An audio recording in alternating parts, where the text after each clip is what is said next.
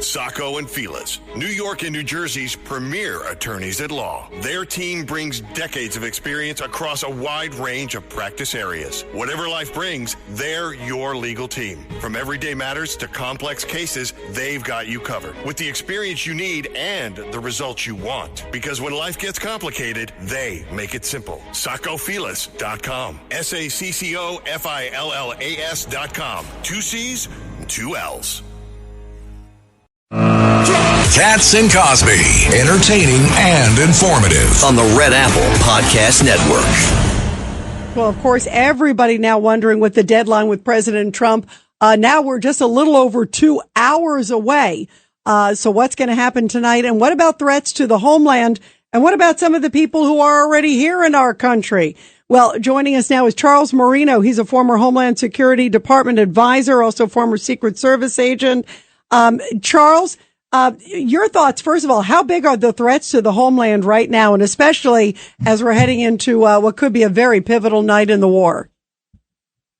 Well, right now, Rita, I think the country faces more threats from more places at any time in our history as a country. And we know that these global events all have a direct impact against the country and our threat level here and the required preparation that we need. Now, we're also on the heels of 4 years under the Biden administration of allowing the country to be infiltrated with many of those threats from around the world. So they now reside within our own borders. Is any of our cities in the United States under red alert or anything?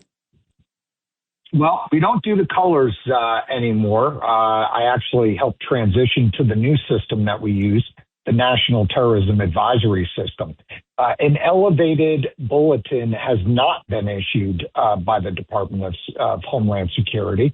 I believe that there should be an elevated bulletin that gets sent out. I believe that law enforcement and the American people need to be on the same page when it comes to not only the threats against the country, but also how to prepare and help mitigate those threats against themselves and their families. I think law enforcement is already operating in many places like New York City, for example, at that elevated level, but it's not been formally adjusted by DHS. And I think the time has come, especially based on the increase in actions against Iran. I think that needs to happen. You know, Charles Marino, Homeland Security Advisor, this is shocking to me, Charles, that these people were in our country. We found out about the niece and the grandniece of Soleimani, who was taking out the IRGC, the Iranian Revolutionary Guard Corps general, and they were living among us. And we know that Rubio just announced that he's revoking the green cards. Then in the last few hours, there was the son of the woman known as Screaming Mary. This is the woman who was screaming every day when our hostages, the 444 days our hostages were held in the 1970s in Iran. And I just read this too, Charles. I couldn't believe this. The son's father, the same, obviously the mother was out there screaming against America every day. Very famous face. And then the father was actually in the room when our Americans were being tortured. And this guy is a professor right now in California. How is that possible? Yeah, well, we see, especially during the Biden administration, how all of these, what are normally legal pathways into the United States, were exploited and undercut. Things like asylum, temporary protective status, and these visas having to do with education and tourism. They were all undercut, not enforced. Those that were coming in, not vetted, which is why you're seeing the Trump administration do the right thing now and really crack down, and in some cases terminate things like asylum requests that were found to be fraudulent or temporary protective status where there's just no way to vet people from certain parts of the world. But, I think the American people would be surprised, Rita, on how many of our adversaries have people here in the United States participating in many universities around the country. And many are directly related to the people that run these adversarial countries. I think Iran is a great example. China, as we know, under Biden's open borders. We saw an over 2,000% increase in Chinese nationals, males ages 18 to 45. I can assure you that that should be concerning for everybody, as it is to me, on the threat that poses, not only for intellectual property theft and things like that, but also to begin a targeting of critical infrastructure and other things should a conflict with China arise. Why not start a war against us from right inside our own country? Right, a sleeper cell.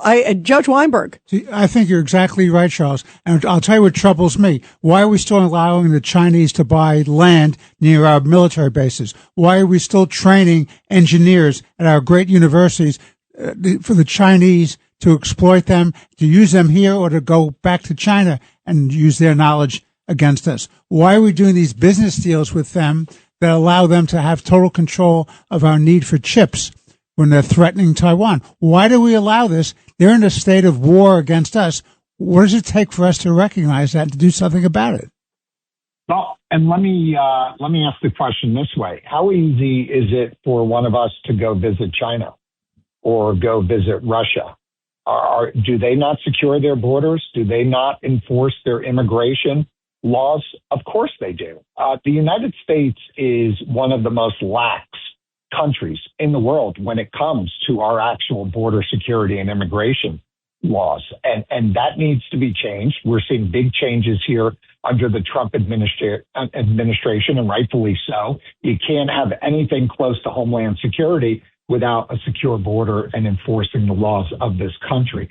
So what we saw under the Biden administration was really the anomaly. And I'm speaking about previous administrations, both Democratic and Republican.